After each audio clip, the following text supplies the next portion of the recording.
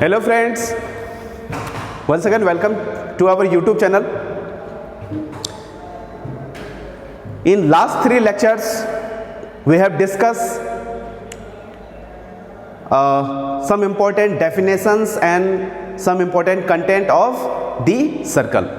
ठीक है, अब हम लोग क्या करेंगे कि जब उतना सारा कंटेंट पढ़ लिए तो उससे रिलेटेड कुछ क्वेश्चंस हम लोग डिस्कस करने जा रहे हैं. ठीक है, तो कुछ क्वेश्चंस बनाते हैं. तो ये जो लेक्चर वीडियो है इसमें कंप्लीटली मैंने पूरे क्वेश्चंस को डिस्कस करने के लिए रखा है. ठीक है, इस लेक्चर में हम लोग सिर्फ क्वेश्चन डिस्कस करेंगे. तो आप देख सकते हैं आपको एक क्वेश्चन दिखाई पड़ रहा होगा बोर्ड में. क्वेश्चन क्या है? Can I prove that the radii of the circles x square plus y square is equal to 1. एक सर्कल वो है. दूसरा सर्कल है x square plus y square minus 2x minus 6y is equal to 6. तीसरा circle है x square plus y square minus 4x minus 12y is equal to 9 are in AP.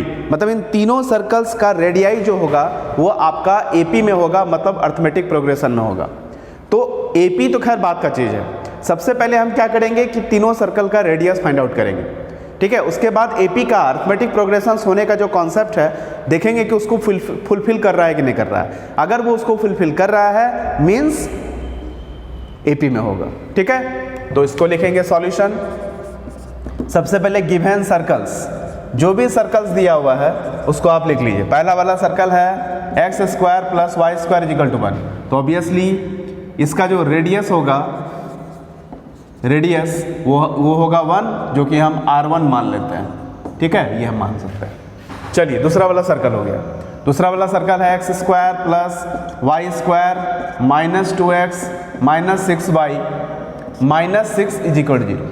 ये दूसरा circle है. इसका रेडियस निकालेंगे तो radius क्या होता है? जी स्क्वायर प्लस एफ स्क्वायर. हमको पता है यहाँ 2g है, तो जैसे ही आधा करेंगे तो हो जाएगा -1. तो -1 का स्क्वायर प्लस जी स्क्वायर प्लस एफ स्क्वायर. यहाँ आधा करेंगे तो हो जाएगा -3.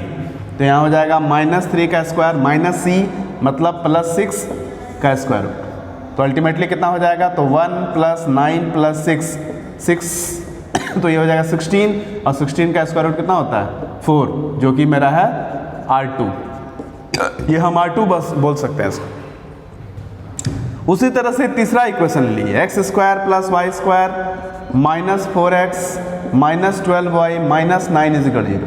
यहाँ से आप रेडियस निकाल लीजिए. तो ये इसका जो रेडियस हो जाएगा ये हो जाएगा आपका -2 का स्क्वायर प्लस -6 का स्क्वायर. ठीक है, और प्लस 9 का स्क्वायर रूट. इसको कैलकुलेट कीजिए तो हो जाएगा 4 + 36 + 9, जो कि हो जाएगा 49, और 49 का स्क्वायर रूट हो जाता है 7. ठीक है, चलिए आइए, ये इसको आप R3 मान सकते हैं. तो this is equal to R3 से बगल में लिख दीजिए सर. चलिए आइए, अब हम देखेंगे वी हैव, हम लोग देखते हैं कि R1 + R3 का जो आधा होता है वो कितना के बराबर हो गया? तो R1 है 1, R3 कितना है 7 का आधा, मतलब 8/2, कहने का मतलब 4, जो कि कितना के बराबर हो गया? R2 के बराबर हो गया. मतलब ये शो कर रहा है कि R1, R2 and R3 are in arithmetic progression.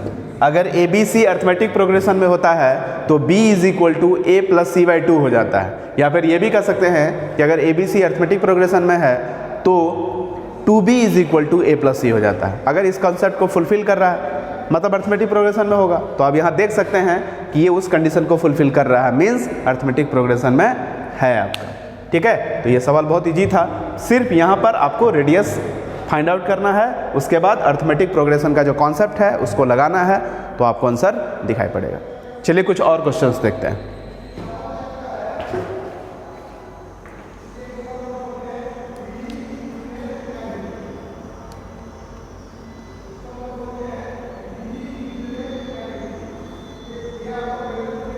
ये आप इधर देख सकते हो.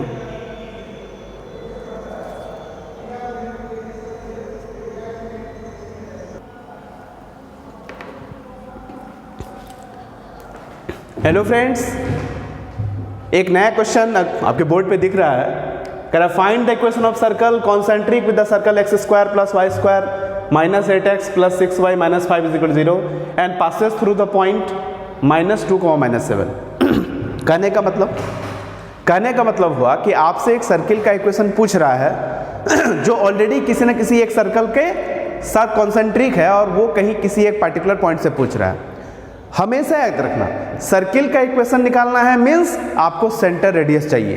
तो याद कीजिए जो पहला स्टेटमेंट है कि find the equation of circle which is concentric with the another circle, इसका मतलब सेंटर आपको दिया हुआ है। जो गिवन सर्कल है यहाँ पे, उस सर्कल का जो सेंटर होगा और जो रिक्वायर्ड सर्कल होगा उन दोनों का सेंटर सेम है। And passes through a point, और किसी पार्टिकुलर पॉइंट से पास कर रहा है। तो जब सेंटर पता हो गया और पॉइंट जो है सरकमफेरेंस पे होगा, तो उस सेंटर को सरकमफेरेंस के पॉइंट से मिलाएंगे तो जो आपको मिलेगा वो रेडियस हो जाएगा। तो रेडियस भी पता हो गया, सेंटर भी पता हो गया, इक्वेशन निकाल लेंगे। यही तो करना है। चलिए आइए देखते हैं सॉल्यूशन। फिगर जरूर देखिए। तो यहाँ लिखेंगे गिवन सर्कल। सबसे पहले जो सर्कल दिया हुआ उसको लिख लीजिए। गिवन सर्कल क्या है? x² + y² - 8x + 6y - 5 = 0। यहाँ से उसका सेंटर पता कर लीजिए। सेंटर क्या होता है? x के कॉफिशिएंट का आधा साइन बदल दो तो हो जाएगा 4, और y के कॉफिशिएंट का आधा साइन बदल दीजिए तो आधा हो जाएगा 3, और साइन बदल देंगे तो हो जाएगा -3। तो सेंटर पता हो गया। ठीक है, चलिए फिगर इस तरह का है। ये आपको क्वेश्चन में दिया हुआ है और ये मेरा रिक्वायर्ड है। सपोज दैट ऐसा भी हो सकता है कि इससे बाहर हो, रेडियस बड़ा हो जाए। ठीक है, तो ये मेरा गिवन है, तो सेंटर दोनों का सेम होगा। तो सेंटर है 4, -3, और ये मेरा रिक्वायर्ड सर्कल है। ये मेरा क्या है? रिक्वायर्ड सर्कल है। ठीक है, और ये जो रिक्वायर्ड सर्कल है ये किसी ना किसी पॉइंट से पास करता है। तो ये किस पॉइंट से पास कर रहा है? क्वेश्चन में दिया हुआ है -2, -7 से पास कर रहा है, और ये मान लो सेंटर है तो C होगा। तो P से C को मिलाएंगे तो रेडियस निकल जाएगा। तो यहाँ लिख सकते हैं देयरफॉर पहले लिखेंगे रेडियस ऑफ रिक्वायर्ड सर्कल क्या हो जाएगा? तो डिस्टेंस फार्मूला = PC, और PC हो जाएगा 4 + 2 का होल स्क्वायर प्लस -3 + 7 का होल स्क्वायर का स्क्वायर रूट। तो ये हो जाएगा 6, तो हो जाएगा 36, और ये हो जाएगा आपका 4, तो हो जाएगा 16। ठीक है, ये कितना हो जाएगा जी? तो 16, 6, 6, 12, और ये 52 हो जाएगा। ठीक है, तो रेडियस आपको पता चल गया कितना हो गया? √56। सेंटर आपको पता है, तो देयरफॉर आप लिख सकते हैं इक्वेशन ऑफ रिक्वायर्ड सर्कल क्या हो जाएगा? तो x - h, तो यहाँ हो जाएगा 4 का स्क्वायर प्लस y - k, तो हो जाएगा y + 3 का होल स्क्वायर = रेडियस का स्क्वायर मतलब 52। तो ये जो आपको दिख रहा है यही आपका सर्कल का इक्वेशन है, जो कि मैंने किस फॉर्म में लिखा? सेंटर रेडियस फॉर्म में। क्यों सेंटर रेडियस फॉर्म में लिखा? क्योंकि हमको इसका सेंटर रेडियस पता है। अगर आप इसको एक्सपेंड कर दोगे a - b का होल स्क्वायर और y + 3 का होल स्क्वायर अरेंज कर लोगे तो फिर ये जनरल फॉर्म में आ जाएगा। तो जनरली जो एग्जाम में आंसर दिया जाता है वो जनरल फॉर्म में दिया जाता है, तो इसको आप एक्सपेंड कर लीजिए। ठीक है, आपको जनरल फॉर्म में आंसर आ जाएगा। लेकिन कॉन्सेप्ट में हमको नहीं लगता है कि आपको कोई प्रॉब्लम हुआ होगा। सीधा सीधी क्वेश्चन है, जो क्वेश्चंस का लैंग्वेज है उसको फॉलो कीजिए, आपका आंसर एनी हाउ आना ही आना है। ठीक है, let us see the another problem.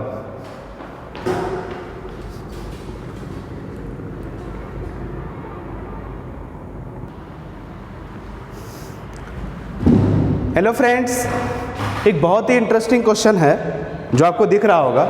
मैं एक बार क्वेश्चन पढ़ देता हूँ।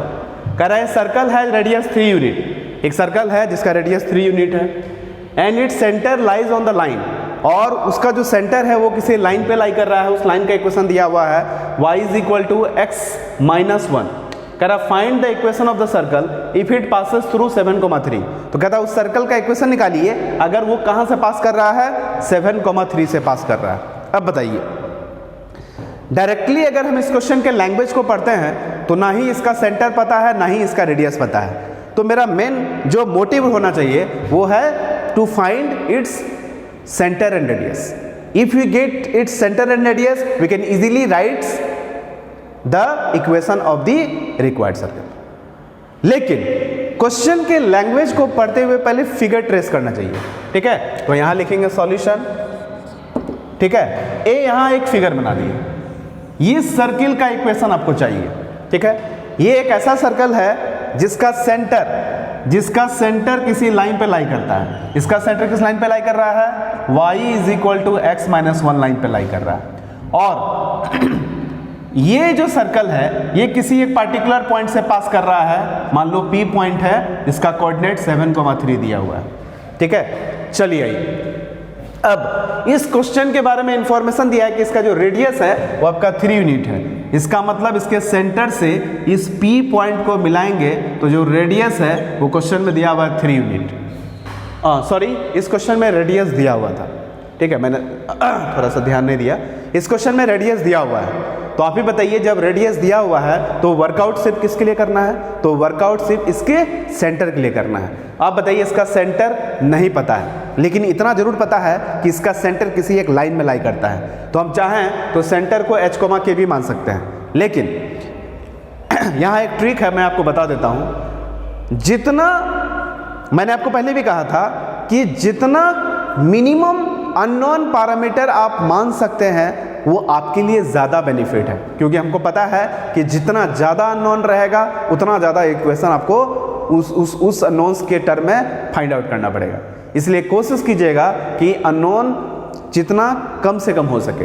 तो जब किसी लाइन पर का पॉइंट लेना हो तो x और y में से किसी एक ही को मानते हैं, ठीक है। उससे क्या हो जाता है कि अननोन आपका एक ही कम रहेगा। हमको पता है कि इस लाइन पर लाई कर रहा है, तो क्यों ना हम x को हम मान लेते हैं t। तो अगर x का वैल्यू t है तो y का वैल्यू कितना हो जाएगा? तो y का वैल्यू हो जाएगा t-1, यहाँ हो जाएगा t-1। अब आपको पता चल गया कि जो सेंटर है उसका जो कोऑर्डिनेट है वो t,t-1, उसमें सिर्फ एक ही अननोन है, वो है t। अगर इस t का वैल्यू पता हो जाएगा तो हम क्या कर सकते हैं? सेंटर पता हो गया, बाकी रेडियस पता है ही, इक्वेशन निकाल सकते हैं। इस लाइन पर का जो भी कॉन्सेप्ट था मैंने यूज कर लिया। तो आप बताइए कि अब मेरे पास कौन सा रिलेशन है जिसको हम यूज अभी तक नहीं किए हैं। ऑब्वियसली यहाँ से यहाँ तक का डिस्टेंस 3 होगा, तो क्यों ना हम डिस्टेंस फार्मूला लगा करके 3 के बराबर कर दें। तो एक रिलेशन आ जाएगा t के टर्म में, फिर t का वैल्यू आ जाएगा, मीन्स आपका सेंटर आ जाएगा। तो फिगर बनाने से क्या होता है कि 50% सवाल आपका सॉल्व हो जाता है। मैंने आपको पहले भी कहा कि कोऑर्डिनेट ज्योमेट्री में एज फार एज पॉसिबल्स आप you can trace the figure. अब जहाँ भी संभव है आप, हम ये नहीं कहेंगे कि हर जगह फिगर बनाइए, लेकिन जहाँ भी लग रहा है कि नहीं हाँ यहाँ फिगर बन सकता है तो फिगर बनाइए, क्योंकि फिगर बनाने से 50% सवाल आपके फिगर में बन जाता है। बाकी 50% कैलकुलेशन है वो कर लीजिए आप। चलिए आइए, तो यहाँ हम लिख सकते हैं हियर PC जो है PC वो कितना हो गया R, और R कितना है 3 हो गया। तो यहाँ से PC का स्क्वायर = 3 का स्क्वायर मतलब 9 हो जाएगा। PC क्या होगा? डिस्टेंस फार्मूला, तो ये हो जाएगा t-7 का होल स्क्वायर, स्क्वायर रूट नहीं देंगे क्योंकि स्क्वायरिंग किया हुआ है, प्लस, और यहाँ देखिए t-1 - 3, इसका मतलब t-4, तो ये हो जाएगा t-4 का होल स्क्वायर = 9, ठीक है। ये जस्ट आपका क्वाड्रेटिक इक्वेशन आएगा, इसको आप सॉल्व कर लीजिए। तो ये हो जाएगा t² - 14t + 49, फिर यहाँ देखिए t² - 8t + 16 = 9।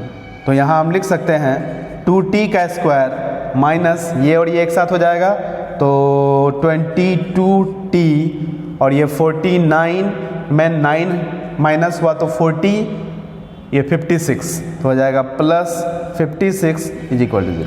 यहाँ से 2 कॉमन ले लीजिए, तो ये हो जाएगा t² - 11t, और जैसे ही 2 लेंगे तो ये हो जाएगा 28, 28 दूना 56 हो जाएगा, ठीक है। 9 दूनी 18 और 9 दो 11, ये आराम से फैक्टराइज हो रहा है आपका। तो यहाँ हम लिख सकते हैं t² - 9t - 2t + 28 = 0, ठीक है। अब बाकी काम यहाँ कर रहे हैं। चलिए आइए, तो यहाँ पे आप t कॉमन ले सकते हैं, तो हो जाएगा t - 9, और यहाँ से -2 कॉमन ले लीजिए, 9 28 है ना। अरे क्या कर रहे हैं 7 4 11 7 4 होगा, सॉरी मिस्टेक हो गया था यहाँ पे, ठीक है 7 चौका 28, तो ये हो जाएगा यहाँ 7 और यहाँ से 4 कॉमन ले लेंगे तो हो जाएगा t माइनस 7, ठीक है, अल्टीमेटली 0। तो यहाँ हो जाएगा आपका t माइनस 4 और यहाँ हो जाएगा t minus 7 is equal to 0। Either t is equal to 4 और t इज इक्वल टू 7, ठीक है। तो t का 2 वैल्यू मिला, इसका मतलब ये शो कर रहा है कि इस केस में इक्वेशन ऑफ सर्कल आपको 2 को मिलेगा। क्लियर? तो बाकी का सॉल्यूशन मैं यहाँ करने जा रहा हूँ। अब हम क्या करते हैं, फिगर को मिटा देते हैं, इस फिगर को मिटा देते हैं और फाइनल आंसर लिखते हैं। हमको पता है सेंटर जो है वो t इंटू t माइनस 1 हो गया ना, तो देयरफॉर सेंटर कितना होगा, तो जब t का वैल्यू हो जाएगा 4 तो ये हो जाएगा t माइनस 1 मतलब 3। तो इस केस में इक्वेशन ऑफ सर्कल क्या हो जाएगा, तो हो जाएगा x माइनस 4 का whole square plus y minus 3 का whole square is equal to r square, और r मेरा ऑलरेडी क्वेश्चन में दिया हुआ 3, तो हो जाएगा 3 का स्क्वायर। तो एक आंसर यहाँ आ गया। फिर जब t का वैल्यू 7 हो जाए, ठीक है, यहाँ लिख सकते हैं when t is equal to 7, तो सेंटर कितना हो जाएगा, तो सेंटर हो जाएगा 7,6। तो उस केस में इक्वेशन ऑफ सर्कल कितना हो जाएगा, इक्वेशन ऑफ सर्कल हो जाएगा x माइनस 7 का whole square plus y minus 6 का whole square is equal to 3 का स्क्वायर। तो ये जो आपको दिख रहा है यही आपका क्या है, दूसरा सर्कल का इक्वेशन है। मतलब इस केस में 2 आंसर होगा, एक आंसर यहाँ होगा और दूसरा आंसर यहाँ होगा। क्लियर? तो यही है आपका क्या, इस क्वेश्चन का सॉल्यूशन।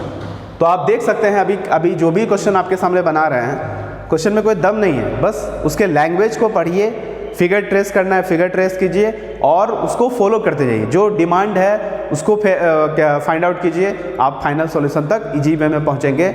इसमें कोई दिक्कत वाली बात है ही नहीं, ठीक है, क्योंकि ये बहुत इंटरेस्टिंग है और यही कारण है कि कोऑर्डिनेट का सवाल किसी भी एग्जाम में नहीं छूटता है, चाहे वो बोर्ड का एग्जाम हो या फिर किसी कॉम्पिटिटिव का एग्जाम हो, क्योंकि कोऑर्डिनेट बहुत ईजी होता है, बशर्ते कि आपको एक बार जो है ढंग से पढ़ना है। ठीक है, जब आप एक बार स्टडी कर लीजिएगा, उसके चैप्टर के बारे में आपको जानकारी हो जाएगा, आपके उसके सारे कॉन्सेप्ट को क्लियर कर लीजिएगा, तो फिर किसी भी तरह का क्वेश्चन कितनों भी कॉम्प्लिकेटेड घुमा दे, ठीक है, कितनों भी कॉम्प्लिकेशन कर दे इस क्वेश्चन में, आप उसको इजी वे में सॉल्व कर सकते हैं। ये कोऑर्डिनेट ज्योमेट्री का खासियत है।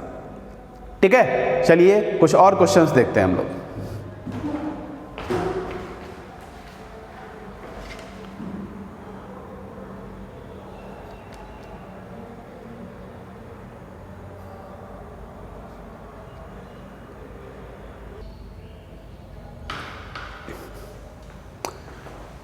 हेलो फ्रेंड्स, एक बहुत ही जबरदस्त क्वेश्चन है। ठीक है, कहता है कि एक सर्कल दिया हुआ है x square plus y square plus 2gx plus 2fy plus c ब्रॉड 0, जो कि एक जनरल इक्वेशन ऑफ सर्कल है जो आप ऑलरेडी जानते हैं।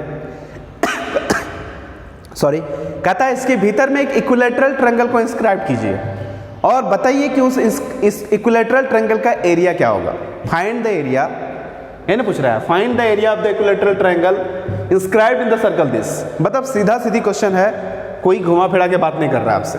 तो हम लोग क्या करेंगे यहाँ पे, सॉल्यूशन। मैंने फिर कहा कि if it is possible then you must trace the figure, because when you trace the figure the 50% of the question will be the 50% of the question has been solved. Okay, so you can see here, so this is the circle and you have to trace an equilateral triangle inside the circle. So the triangle will be like that. Okay, here you can say this is vertex A, this is vertex B, and this is the vertex C, and here is the center, here is the center of the circle, and the equation of the circle is x square plus y square plus 2gx plus 2fy plus c बराबर 0।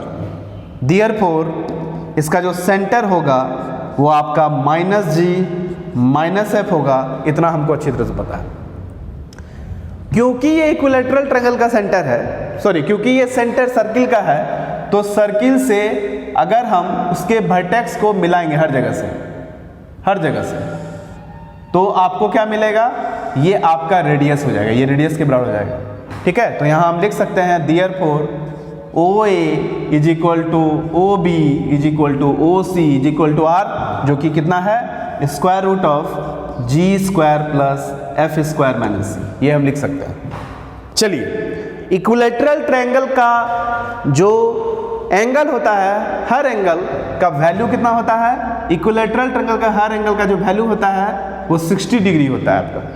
Clear? चलिए आइए, अब equilateral triangle से अगर हम किसी भी vertex से अपोजिट साइड पर परपेंडिकुलर फॉल कराएंगे तो वो परपेंडिकुलर फॉल तो होगा ही साथ उस अपोजिट साइड को के मिडिल पॉइंट पर भी मिलेगा, मतलब वो उस केस में आपका मीडियन भी हो जाएगा और उस केस में वो एल्टीट्यूड भी हो जाएगा। इतना तो आपको समझ में आ रहा है कि मीडियन और एल्टीट्यूड क्या होता है। अगर हम किसी भी इक्विलैटरल ट्रायंगल से अपोजिट साइड पे, किसी भी वर्टेक्स से अपोजिट साइड पे परपेंडिकुलर फॉल कराएंगे तो वो तो एल्टीट्यूड हो ही जाएगा, और वो अगर हम परपेंडिकुलर फॉल कराते हैं तो ऑब्वियसली उस पॉइंट पर परपेंडिकुलर फॉल होगा जो पॉइंट अपोजिट साइड का मिडिल पॉइंट होगा, मतलब उस केस में वो एल्टीट्यूड भी होगा और एज वेल एज मीडियन भी होगा। चलिए, अब हम लोग यहां देखते हैं एक बात और, ये तो ट्रायंगल दिख रहा है, अब बताइए ये जो ट्रायंगल है ये भी R, ये भी R, ये दोनों साइड R है, तो ये आपका आइसोसेलेस ट्रायंगल दिख रहा होगा। तो यहां लिख लेंगे हियर ट्रायंगल, कौन सा ट्रायंगल, तो triangle BOC is an isosceles, isosceles triangle. ठीक है, और जब ये आइसोसेलेस ट्रायंगल हो गया तो फिर आइसोसेलेस ट्रायंगल से अगर हम ये परपेंडिकुलर फॉल कराएंगे, ठीक है, या फिर एंगल बाइसेक्टर लेंगे, तो ये आपका क्या होगा, जस्ट मीडियन भी हो जाएगा, एंगुलर बाइसेक्टर भी हो जाएगा और साथ साथ एल्टीट्यूड्स भी हो जाएगा। अब हम लोग को पता है कि कोई भी कॉर्ड वर्टेक्स पे, सॉरी कोई भी कॉर्ड सरकमफेरेंस पे जितना एंगल बनाता है सेंटर पे उसका दुगुना एंगल बनाएगा। इसका मतलब अगर ये 60 है तो ऑब्वियसली ये 120 होगा, और क्योंकि ये बाइसेक्टर है इसलिए 60-60 हो जाएगा। इतना तो तय है आपका। क्लियर? अगर ये 60 है तो ये तो हमको पता है 90 है, तो ये ऑब्वियसली आपका 30 डिग्री हो जाएगा। ये सब ज्योमेट्री है जो आप खुद से भी कैलकुलेशन कर सकते हैं। ठीक है, तो यहां पर आप जो है ये इस साइड को हमको निकालना है, तो हम लोग क्या करेंगे, यहाँ पे cos थीटा लिख लेते हैं क्योंकि R तो हमको पता है। तो यहां से यहां लिख सकते हैं इन कौन सा राइट एंगल ट्रायंगल, तो in right angle triangle BMO में cos 60 डिग्री cos थीटा बराबर क्या होता है, B cos थीटा बराबर B/H। तो cos थीटा मतलब cos 60 नहीं cos 30 degree is equal to, या फिर sin 30 भी लिख सकते हैं, की बात है, cos 30 is equal to B।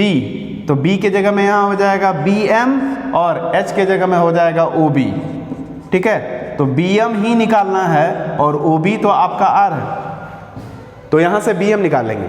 तो therefore BM is equal to R cos 30, और cos 30 का वैल्यू कितना होता है, √3/2, तो ये हो जाएगा R √3/2। चलिए, अब ये BM है और हमको पता है M is the middle point of BC। यहाँ लिख सकते हैं since M is middle point of BC, therefore BC is equal to twice of BM, और ट्वाइस ऑफ BM मतलब √3 × R।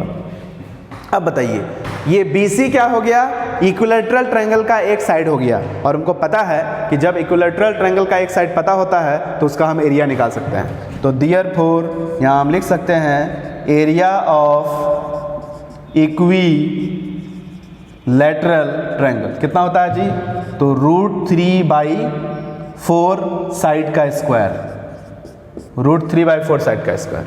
ठीक है, तो ये आंसर कितना हो जाएगा, √3/4, साइड आपका यहाँ है तो इतना का स्क्वायर करेंगे तो ये हो जाएगा 3 और ये हो जाएगा r का स्क्वायर, √3/4 साइड का स्क्वायर। ओके, चलिए अब r आपको पता है, r कहाँ निकाले हैं, तो r आपका यहाँ पे है, r कितना है, √g² plus f² minus c, तो r का स्क्वायर करेंगे तो इसका रूट खत्म हो जाएगा, तो अल्टीमेटली जो आंसर होगा वो हो जाएगा 3√3/4 into g² plus f² minus c। ये आपका जो है फाइनल आंसर है जो कि आपको दिख रहा है। तो इतना तो क्लियर है कि पूरा का पूरा क्या है, यहाँ पे ज्योमेट्री है जो आपको दिखाई पड़ रहा होगा। अगर आपका ज्योमेट्री स्ट्रांग है तो इस तरह के सवाल को बनाने में आपको तनिक भी सोचना नहीं है, बस इजी वे में आप बढ़ते जाइए, आपका आंसर आ जाएगा। क्लियर? तो एक नज़र इसको देखिए, फिर एक नए क्वेश्चन के साथ मैं फिर आपको मिलता हूँ।